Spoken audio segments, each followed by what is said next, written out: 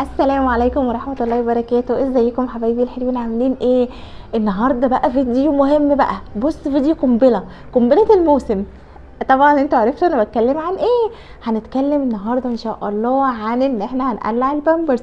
ايوه، ده وقته خلاص، بدأنا الصيف، فهنبدأ بقى يلا ناخد الخطوة ونشتغل مع بعض. هنتكلم في ايه النهارده؟ هنتكلم عن السن المناسب ان احنا نقلع فيه الحفاض، هنتكلم عن الجانب النفسي للطفل، هنتكلم عن الجانب الجسدي للطفل، الجانب الادراكي للطفل، هنتكلم كمان عن فترة ما قبل التدريب، احنا مش هندرب على طول، هنتكلم عن متابعة نمط حمام الطفل، هنتكلم عن فترة التدريب. يلا بينا. اول حاجة بقى نبدأ كده بسم الله. وانا قناتي بوسي لايف، وعملت قبل كده فيديوهين كانوا مهمين جدا، وبحب في اول الفيديو ان انا اشكركم قوي قوي قوي عليهم، على كم الكومنتات واللايكات وعلى عدد المشاهدات اللي انتوا وصلتوهم. واتمنى ان الفيديو ده كمان يكون تكملة لسلسلة حلقات اللي بتخص الطفل. عملنا فيديو اللبن الصناعي، عملنا فيديو الفطام، يلا بقى نعمل فيديو ان احنا ازاي نقلع البامبرز. اول حاجة لازم نعرف السن المناسب ان احنا نقدر نبتدي نقلع فيه الطفل. السن المناسب من 18 شهر لحد 3 سنين، يعني من سنة ونص ل3 سنين. لو ابنك او بنتك بدأوا في السنة ونص وطالع للسنتين، انسب وقت. وانسب وقت اللي احنا فيه ده كمان اللي هو فصل الصيف، ما ينفعش قبل كده تماما، لان مثانة الطفل بتكون لسه ما اكتملتش، فبلاش، مش هينفع ومش هيجيب معانا نتيجة. ده السن المناسب. لازم بقى اول ما نبتدي ان احنا نتكلم في الموضوع ده، هنتكلم عن الجانب النفسي للطفل. لازم اراعي الجانب النفسي للطفل، ان الطفل ما يكونش لسه داخل حضانه جديد. ما ينفعش ان الطفل يكون لسه داخل حضانه جديد وابدا ان انا اقول ايه، اخد بقى مرحله البامبرز علشان يساعدوني في الحضانه. لا، الطفل بيكون لسه هايب من الحضانه، لسه حاسس ان هو بعد عن حضن مامي بتاعته. ما ينفعش، لازم الاول ابدا الخطوه دي مع الطفل واكملها في الحضانه لما يكون خلاص بدا يرستق نفسه. ما ينفعش اكون لسه مخلصه مرحله الفطام. كتير من الماميز بتقول اخلص مرحله الفطام ادخل على مرحله ايه، البوتي. لا، ما ينفعش خالص. الطفل بيكون لسه طالع من ازمه نفسيه صغننه، ان هو لسه منفصل عن حضن مامته وعن الرضاعه وعن الحاجات دي، او انا مدخلاه كمان في مرحله الفطام، فكده كتير قوي على الطفل. ما ينفعش، لازم على الاقل يكون في فتره 3 شهور ما بين كده وما بين كده. ما ينفعش ان انا اكون لسه معزله جديد او انا بنقل بيت جديد وبعود الطفل. طبعا صعب. لازم يكون الطفل مستقر في المكان بتاعه، ما يتحركش منه، وابتدي ان انا اعلمه. ما ينفعش ان انا اكون بادئه النهارده وطالعه مصيف الاسبوع الجاي، فغلط برضو، صعب. لازم ان انا استنى ان انا اعلم الطفل خالص وبعد كده افكر انا هطلع مصيف ولا هعمل ايه. لازم اوقف الطفل على الخط المناسب وبعد كده افكر انا هعمل ايه. ما ينفعش ان انا اكون اخداها في وقت انا مش فاضيه فيه وبنزل وبخلص مشاوير وبخلص حاجات. طبعا الطفل نفسيته تتاثر. لازم اكون انا متفرغه تماما للطفل. ده بالنسبه للجانب النفسي. ندخل على الجانب الجسدي. بالنسبة للجانب الجسدي للطفل، لازم اراعي ان الطفل بدأ ان هو يمشي كويس. الطفل بيمشي حلو، بيقدر يطلع سلمتين كده 3 مع نفسه من غير ما حد يقدر يسنده، بيقعد كويس، بيجري، بيقدر يقوم بحركات معقولة من غير مساندة حد. هنا اعرف ان الطفل خلاص بدأ ان هو هيعرف يقعد، هيعرف يقوم، هيعرف يتعامل. دي خطوة مهمة جدا. حاجة كمان ان الطفل يكون ان هو بدأ انه يدي اشارة، بيقول حرف، بيقول كلمة، بيقول كلمتين. لازم الطفل يعبر بحاجة، اشارة، ياخدني بيسحبني كده من ايدي وصلني للحمام، بياخدني يسحبني من ايدي عرفني هو عايز ايه، بيقول كلمة، بيقول حرف. هنا اعرف برضو ان الطفل مؤهل للموضوع ده. حاجة كمان في الجانب الجسدي، ان انا لازم اتابع البامبرز بتاع الطفل كده لمدة اسبوع، اشوفه لو هو كل يوم من 2 ل3 بدأ حجم المية تقل فيه وبدأ ما يبقاش منفوخ من 2 ل3، اعرف ان المثانة بتاعته بدأت ان هي تظبط نفسها شوية. ده بالنسبة للجانب الجسدي. ندخل على الجانب الادراكي.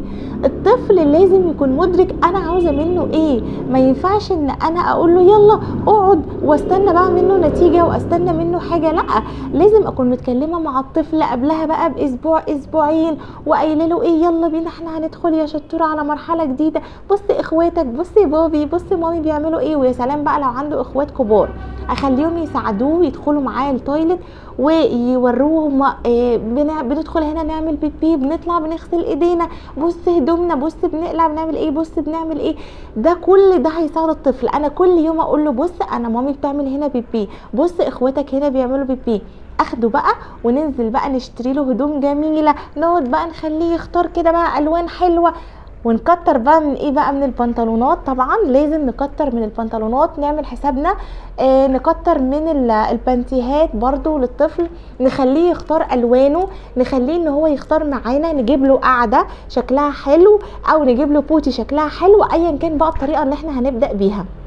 كل الخطوات دي مهمة جدا الطفل يبدأ يدرك انا عايزة منه ايه. ما ينفعش ان انا مرة واحدة اقول له يلا احنا هنعمل كذا، لا طبعا لازم يبقى الطفل مدرك انا عاوزة ايه، اتكلم معاه افهمه احنا بنعمل هنا، احنا كبرنا خلاص، اوصله لمرحلة ادراك ان انا افصله عن الهيبة او الموقف الرهبة بتاع ان هو هيتخلى عن حاجة كان مرتبط بيها جدا وهيدخل في مرحلة جديدة. لازم امشي معاه خطوة خطوة. ندخل بعد كده بقى في ايه، في مرحلة متابعة نمط حمام الطفل. لازم اخد بالي برضو كده الشهر اللي انا قبل اللي هبدأ فيه كده او اسبوعين قبل ما هبدأ، اعرف ابني او بنتي هو عنده امساك، هو بيبقى عنده اسهال، مواعيد الحمام بتاعته بيعمل يوميا بصفة مستمرة ولا بيعمل يوم ويوم، بيعمل يوم ويومين، بيعمل كذا مرة في اليوم. كل النقط دي هتساعدني جدا ان انا اظبط الستول بتاعه. اعرف كمان هو بيعمل مثلا حمام بعد ما بياكل، بالليل قبل ما بينام. لو تابعت نمط حمام الطفل هرتاح، والنقطة دي هتريحني جدا. دي كانت خطوة متابعة نمط حمام الطفل. ندخل بقى على ايه، خلصنا كده كل المراحل بتاعتنا، ندخل بقى على مرحلة ما قبل التدريب. احنا خلاص اتكلمنا مع الطفل، اشترينا الهدوم، اشترينا القعده، اشترينا البوتي، الطفل مشارك معانا في كل حاجه. ما تزهقيش بقى، كل يوم اتكلمي مع الطفل، يلا يا شطوره احنا بقينا حلوين، احنا هنبدا كذا، بص دي خلاص كده بقت كخ خلاص، احنا بقى ايه هنرميها وهنعمل ايه، هنلبس الهدوم الجميله دي، هنلبس بانتي زي اخواتك، هنلبس بنطلون شكله حلو. طبعا كل ده بنحمس الطفل. ممكن نعمل خطوه مهمه جدا، ممكن نجيب اي لعبه من العاب الطفل موجوده عند بتوع الالعاب كلهم، ونجيب عروسه صغننه كده محببه للطفل ونقول له بص تعالى كده نلعب لعبه حلوه. احنا هنجيب العروسه دي ونقلعها هدومها ونقعدها هنا. واحنا ممكن في عرايس طبعا دلوقتي بتكون بتشرب ميه وبتعمل بيبي وكل حاجه، ونقول له بص الله، بص العروسه قعدت عملت بيبي، برافو شطوره يا عروسه، برافو، بص البيبي بتاع العروسه، يلا نسقف لها ويلا نديها هديه. كل الحاجات دي في ناس بتقول ايه ده، ايه التفاهه دي؟ لا مش تفاهه، احنا لازم نوصل لمستوى عقل الطفل، لازم ناخدها له بلعبه. ويعني مش شرط كمان ان احنا ممكن نعمل ايه، ناخدها معاه في الحمام. وعايزه اقول لكم على نقطه مهمه جدا، ان احنا لما نبدا مع الطفل ارجوك بلاش ان احنا لو هنقعد على البوتي بلاش ان احنا نحطها بقى قدام التلفزيون وفي الصالون وفي اوضه النوم، بلاش. احنا بنعلمه ان ده مكان الفضلات بتاعنا او مكان البيبي بتاعنا، يبقى هنعلمه حتى لو في البوتي هنعلمه جوه الحمام، مش هنخرج بره الحمام.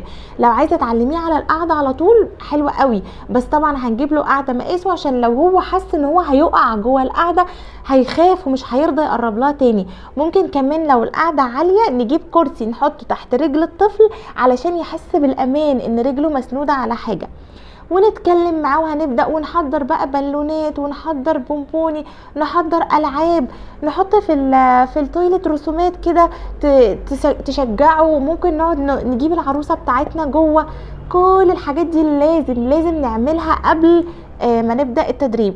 واهم حاجه قبل ما نبدا لازم نكون متاكدين ان احنا في فصل الصيف، ما ينفعش تماما نبدا في فصل الشتاء، الجو بيكون ساقع، الطفل هيبقى عرضه لنزلات البرد. احنا دلوقتي في الصيف نبدا عادي ان احنا نقلع الطفل، عادي ان هو لما هيعمل بيبي على نفسه هنغير له ونشطفه بمنتهى السهوله. كمان نقطة مهمة ان احنا ما ينفعش نبدأ لو الطفل عنده برد، لازم الطفل يكون سليم تماما، خلاص خلص فطام، خلص كل المراحل، انا ما عنديش حاجة، ما عنديش مشاوير مهمة، هنلتزم ان احنا هنقعد اسبوع مش هنخرج من البيت. ما ينفعش ان انا اقعد 3 ايام مقلعه الطفل وعماله اعلمه عشان انزل اروح مشوار ولا اخرج اروح ملبساه البامبرز تاني واقول لما اخلص بقى هلبسهوله. لا طبعا الطفل هيبقى متشتت، طب ما سهل ان انا البسه تاني، طب وانا اتعب نفسي واقلعه ليه؟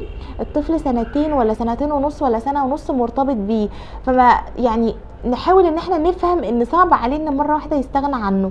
حاجه كمان ان احنا ناجل بقى مثلا فسحه، ناجل حاجه بس اسبوع، الاسبوع الاولاني بس كده نحط الطفل نوقفه على رجليه، وبعد كده بقى ايه خلاص. بالنسبه للبيت برضو مثلا السرير او الكنبه، الكرسي اللي دايما الطفل بيقعد فيه، نحاول نفرشه مثلا فرش قديم، حاجه مش مهمه. السجاده نحط عليها مثلا كفر، نحمي المكان اللي هو دايما الطفل بيقعد فيه، عشان لما يتبول على نفسه او يعمل ستول على نفسه ما نقعدش بقى نتضايق عشان المكان اتبهدل وكده. احنا داخلين مرحله لازم نكون عارفين فيها اثارها كلها. خلصنا كل المهم ده، ندخل بقى على الموضوع بقى يعني اساس الموضوع، فمرحله التدريب نفسها. ندخل بقى على مرحلة التدريب نفسها. احنا النهاردة خلاص صحينا الصبح، هنتوكل على الله وهنبدأ بقى. يلا يا شطور، مين هيقلع البامبرز ده؟ هنقلعه وهنخليه ندهوله، ارميه يلا في الباسكت. يلا بينا نلبس هدومنا الجميلة، هنلبسه البانتي وفوقيه البنطلون.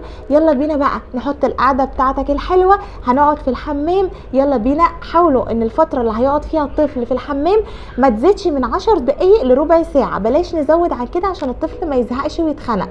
هناخده هنقعده، يلا نعمل هنا، يلا عايزين المية تنزل هنا، يلا عايزين نسقف، يلا عايزين نسمع صوت المية، كل الحاجات دي. خلاص الطفل خلاص 10 دقايق ربع ساعة ما عملش حاجة، هنقومه ونشطفه ونلبسه ونقعد بقى نستنى، هنكون متابعينه طبعا بقى، مش نسيبه، لازم نبقى متابعينه. عمل على نفسه خلاص مفيش اي مشكلة، احنا اول يوم هناخده ونشطفه ونقول له اخي بص، لا لا لا لا كده كخ، احنا عاوزينك تبقى نضيف، بص الهدوم الجميله باظت ازاي، يلا بقى نقلعها. هنعمل ايه؟ لو سمحتوا نسيب الميه او ستول على الطفل دقيقه، معلش دقيقه واحده. ليه؟ انا عاوزاه يحس احساس البلل، يحس ان هو كده مبلول. طبعا طول ما هو لابس البامبرز مش بيحس احساس البلل، عايزاه يحس باحساس الستول، يبتدي يقرف من الموضوع.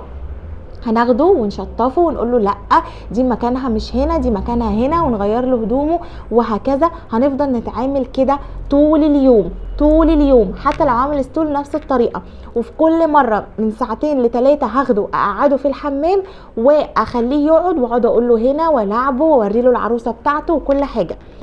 خلاص خلصنا يومنا على خير. طبعا مش هيبقى فيه اي استجابه، ما نستناش اي استجابه اول 3-4 ايام، ما تستنوش اي استجابه. هنعمل ايه بقى بالليل يا شطار؟ هناخد البامبرز هناخده ونلبسه له تاني وننيمه ونقول له بقى ايه خلاص كده تمام، احنا هننام، نصحى الصبح تاني يوم هنقلع البامبرز ونبتدي نفس القصه تاني.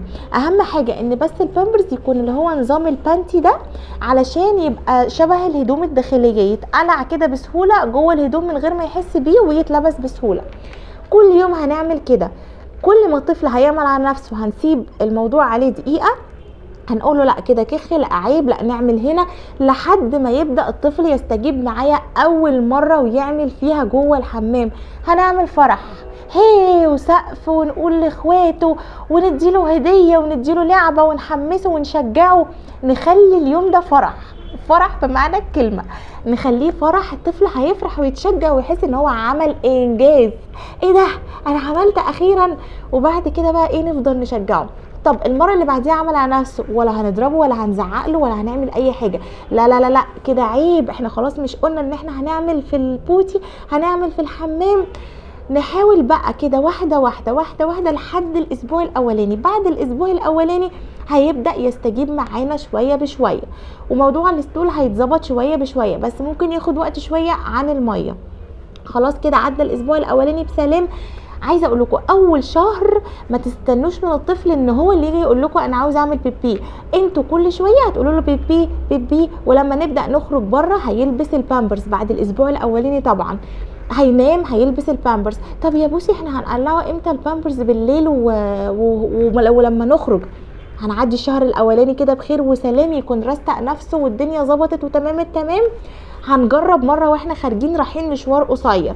بصي يا حبيبي احنا بره مفيش بيبي، هنخليه يعمل بيبي قبل ما ينزل، تمام. هنلبسه غيار ومعايا في الشنطه غيار، هجربه كده في مشوار ساعه جنب البيت، ظبط الحمد لله تمام الحمد لله. المره اللي بعدها ازود ساعه، بس في كل مره معايا الغيار بتاعه في الشنطه. لو المكان متاح فيه حمام ادخله الحمام، بس طبعا اعمل اجراءات النظافه، انضف المكان اللي هيقعد فيه، انضفه هو بعد ما يعمل الحمام عشان يبقى عارف ايه هي النظافه اللي بيعملها، تمام. طب امتى هنقلعه له بالليل؟ بصي يا ستي عدى الشهر الاولاني بسلام، طبعا الشهر ده مش مقياس لكل الاطفال، انا بتكلم عموما، ممكن المده تزيد ممكن تقل. عدى الشهر الاولاني هتابع البامبرز بتاعه بالليل، بيصحى لمدة اسبوع 10 ايام، كل يوم الصبح البامبرز ده نضيف تماما، ما فيهوش ميه، مش مبلول، اتاكد كده ابص فيه اشوفه مبلول ما فيهوش اي مشكله، يبقى ابدا اخد خطوه ان انا اقلعه له بالليل. بس هيكون في خطوات هنعملها. ايه هي؟ اول حاجه مش هيشرب سوائل لمده ساعتين قبل النوم، لو عايز ميه بق صغير ردهوله. هيدخل الحمام قبل ما ينام على طول، هكون فرشه مشمع على السرير وفرشه ملايه فوق المشمع وهنيمه. بعد ساعتين 3 كده من النوم هصحيه، مش لازم اصحيه، حتى لو هو نايم هاخده كده اقعده على القعده بتاعته على البوتي بتاعته، يلا اعمل يلا اعمل، ممكن يعمل ممكن لا، بس انا عايزه انبه الادراك بتاعه ان هو يدي اشاره للمخ ان في الوقت ده بنصحى بنعمل بيبي، تمام. خلاص صحي الصبح تمام التمام الحمد لله على كده. اجرب يوم 2 3 كل يوم وهكذا لحد ما الدنيا تظبط معاه. طيب يومين 3 كده قعد حلو، يوم عمل على نفسه وهو نايم، اراجع نفسي اشوفه شرب سوائل بالليل، اشوف هل انا ما دخلتهوش الحمام، هل هو ما عملش بيبي قبل ما ينام. طيب لو الكلام ده كله حصل هزود مره كمان، هخليه يدخل الحمام مره كمان، مره قبل ما ينام، مره بعد ساعتين 3، مره على الفجر كده. وبعد كده خلاص هيكون قرب يصحى. اول ما يصحى من النوم لازم روتينه اليومي ان هو يدخل الحمام قبل ما يعمل اي حاجه، تمام كده. مره مع مره مع مره هنلاقي الطفل بقى زي الفل. لو اتبعتوا الخطوات اللي انا قلتها دي صدقوني مش هتتعبوا ابدا في الموضوع، وهتبقوا احلى مامي في الدنيا، عملت احلى انجاز ان هي تخلت عن البامبرز نهائي.